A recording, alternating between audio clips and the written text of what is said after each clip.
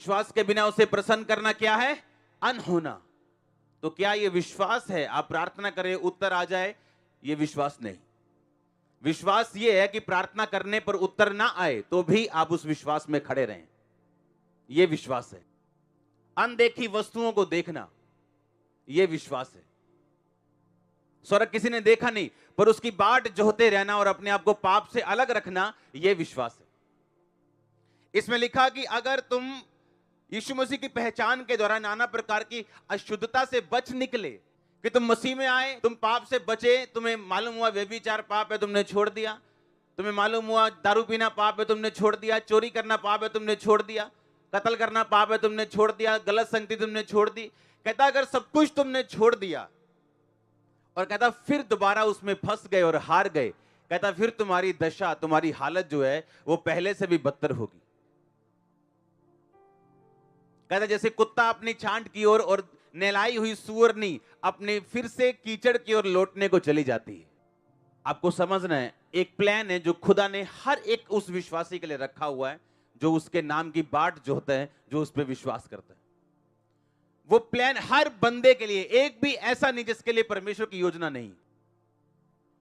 परमेश्वर ने कहा जब तुम उस योजना के अंदर एंटर करोगे तो तुम अशुद्धता से जब बच निकले, जब परमेश्वर ने तुम्हें साफ कर दिया, पाक कर दिया, तुम्हें क्लीन कर दिया, उसका एक रीजन है, उसका एक कारण है तुम्हें साफ करने का। क्योंकि परमेश्वर अब तुम्हें कुछ देना चाहता है, तुम्हें लॉन्च करना चाहता है, वो कुछ तुम्हारी लाइफ में बड़ा करना चाहता है।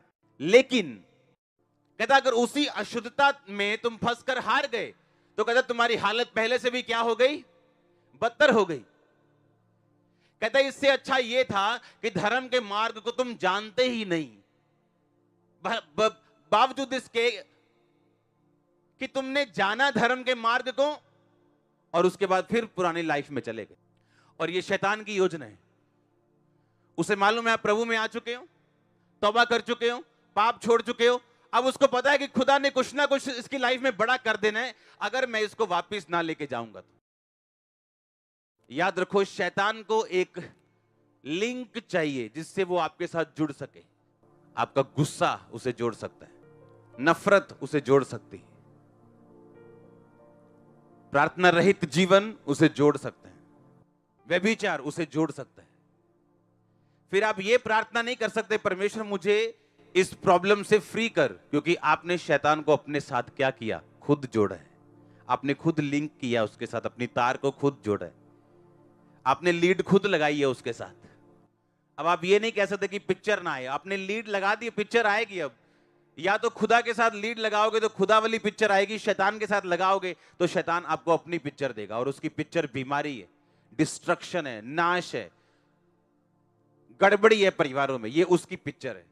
और क्या कहा परमेश्वर ने? परमेश्वर ने कहा अगर तुम बच गए, तुम साफ हो गए, पाक हो गए, पवित्र आत्मा पा लिया, कहता अब इसमें बने रहो। यही मतलब है बॉर्न अगेन का, यही मतलब है नया जन्म पाए हुए विश्वासी का, कि वो संसार की ओर नहीं देख सकता, संसार की तरह नहीं चल सकता। उसे अपने शरीर पर कंट्रोल करना है, अपने इमोशंस पर कंट्रोल करना है, अपने हाथों पर कंट्रोल करना है, अपनी आंखों के ऊपर कंट्रोल करना है, ताकि जो प्लान परमेश्वर का मेरी लाइफ में है वो पूरा हो सके। क्योंकि शैतान को मालूम है मैं कुछ नहीं कर सकता जब तक ये बंदा खुद अपनी तार मेरे साथ नहीं जोड़ेगा। इसीलिए वो कोशिश करता है जहां से आप निकले हो आपको वहीं वापस लेके जाने की, जिस शराब से आप निकले हो वहीं वापस लेके जाने की, जिस जगह से आप निकले हो वहीं वापस लेके जाने की। क्योंकि उसको मालूम है उसी जगह पर मैं इसका नाश कर सकता हूं, इस जगह पे नहीं कर सकता हूं। इसलिए परमेश्वर ने कहा जो परम प्रधान के छाए हुए स्थान में बैठा रहे, यानी उसकी हजूरी में, उस विश्वासी होने के स्थान में, वो सर्वशक्तिमान की छाया में क्या पाएगा? ठिकाना, यानी डिफेंस, यानी सुरक्षा पाएगा। हालेलुया। और ये चेन है शैतान की, जो जिसके साथ वो आपको अपने साथ जोड़ता है वो। और जब आप जुड़ गए उसके साथ, आपका परमेश्वर के साथ लिंक टूटा, वो अपनी सप्लाई आपको देना शुरू करेगा। फिर आप प्रेयर करेंगे परमेश्वर ऐसा क्यों हुआ, तो उसका कोई उत्तर नहीं आएगा, क्योंकि आपने खुद उसको अपने साथ क्या किया? जोड़ा है। क्योंकि परमेश्वर की प्लान, उसकी योजना बड़ी है आपकी लाइफ में, जो बहुत से लोग मिस कर देते हैं।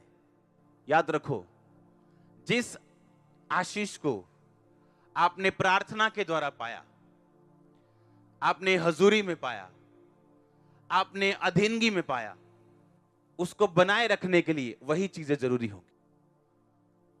जिस आशीष को आपने उसकी हुजूरी में पाया, वो हुजूरी में ही बनी रह सकती।